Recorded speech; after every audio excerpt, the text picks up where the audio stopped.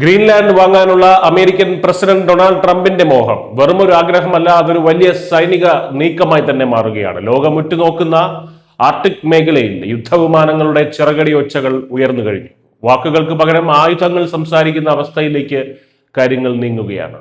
ഗ്രീൻലാൻഡിന്റെ ഉടമസ്ഥാവകാശത്തെ ചൊല്ലിയുള്ള തർക്കം ഇപ്പോൾ ആകാശത്തും പ്രതിഫലിക്കുകയാണ്. ഗ്രീൻലാൻഡിലെ തന്ത്രപ്രധാനമായിട്ടുള്ള പിറ്റുഫിക് ബഹിരാകാശ താവളത്തിലേക്ക് North American Aerospace Defense Command അഥവാ നൊറാഡ് വിമാനങ്ങൾ അമേരിക്ക വിന്യസിച്ചു കഴിഞ്ഞു. വടക്കേ അമേരിക്കയുടെ സുരക്ഷയ്ക്കും മിസൈൽ മുന്നറിയിപ്പ് സംവിധാനങ്ങൾക്കും ഇത് അനിവാര്യമാണെന്നാണ് അമേരിക്കയുടെ ഔദ്യോഗികമായിട്ടുള്ള പക്ഷം. എന്നാൽ തങ്ങളുടെ അനുവാദം കൂടാതെയുള്ള ഈ നീക്കം ഡെൻമാർക്കിനെ ഗ്രീൻലാൻഡിനെയും ചൊടിപ്പിച്ചിട്ടുണ്ട്. ഇതിന് മറുപടിയായി ഡെൻമാർക്കും വെറുതെ ഇരുന്നിട്ടില്ല. അവരും ഇതിന് പ്രത്യാക്രമണം, അതായത് ഇതിന്റെ മറുപടി നീക്കങ്ങൾ ചെയ്തു തുടങ്ങി. ഗ്രീൻലാൻഡിലെ തലസ്ഥാനമായിട്ടുള്ള നൂക്കിലേക്കും കങ്കർലുസുവാക്കിലേക്കും ഡെൻമാർക്ക് തങ്ങളുടെ സൈന്യത്തെയും വൻതോതിൽ സൈനിക ഉപകരണങ്ങളും ഒക്കെ തന്നെ അയച്ചിരിക്കുകയാണ്. ഗ്രീൻലാൻഡിന്റെ സ്വയംഭരണാവകാശം സംരക്ഷിക്കാനാണ് ഈ നീക്കമെന്നാണ് നാറ്റോ സഖ്യകക്ഷികൾ വ്യക്തമാക്കുന്നത്. ചുരുക്കത്തിൽ ഒരേ സഖ്യത്തിലുള്ളവർ തന്നെ ഇരുവശത്തുമായി നിന്ന് മുഖാമുഖം നോക്കുന്ന ഒരു അവസ്ഥയാണ് ഇപ്പോൾ നിലവിലുള്ളത്. ഈ സൈനിക നീക്കങ്ങൾക്ക് പിന്നിൽ വലിയൊരു സാമ്പത്തിക സമ്മർദ്ദത്തിന്റെ കാരണം കൂടിയുണ്ട്. ഗ്രീൻലാൻഡ് എന്ന ദ്വീപ് അമേരിക്കയ്ക്ക് വിൽക്കാൻ തയ്യാറായില്ല എന്നുണ്ടെങ്കിൽ കനത്ത വില നൽകേണ്ടി വരുമെന്ന് ട്രംപ് മുന്നറിയിപ്പ് നൽകി കഴിഞ്ഞു.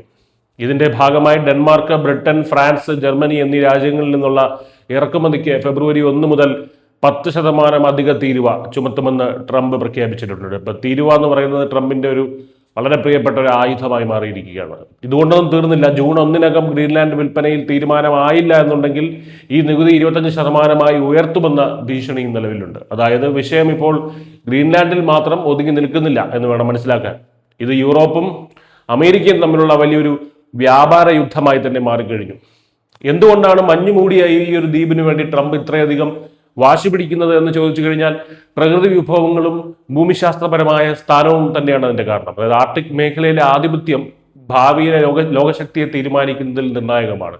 അപൂർവമായിട്ടുള്ള ധാതുക്കളും തന്ത്രപ്രധാനമായ ലൊക്കേഷനും ഗ്രീൻലാൻഡിനെ പൊന്നും വിലയുള്ള ഒരു പ്രദേശമാക്കി മാറ്റുന്നു.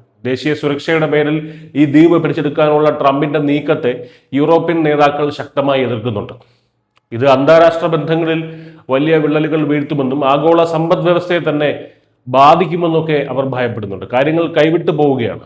ഒരു റിയൽ എസ്റ്റേറ്റ് ഇടപാട് പോലെ തുടങ്ങിയ വിഷയമാണ് ഇപ്പോൾ സൈനിക വിന്യാസത്തിലേക്കും വ്യാപാര ഉപരോധങ്ങളിലേക്കും ഒക്കെ വളർന്നിരിക്കുന്നത്. ഗ്രീൻലാൻഡിലെ മഞ്ഞുപാളികൾക്ക് താഴെ ഇപ്പോൾ പുകയുന്നത് വലിയൊരു ആഗോള സംഘർഷത്തിന്റെ കടലുകളാണ്. വരും ദിവസങ്ങളിൽ ഇത് എങ്ങോട്ട് നീങ്ങുമെന്ന് ലോകം ആകാംക്ഷയോടെ തന്നെയാണ് ഉറ്റുനോക്കുന്നത്. News desk news India Malayalam.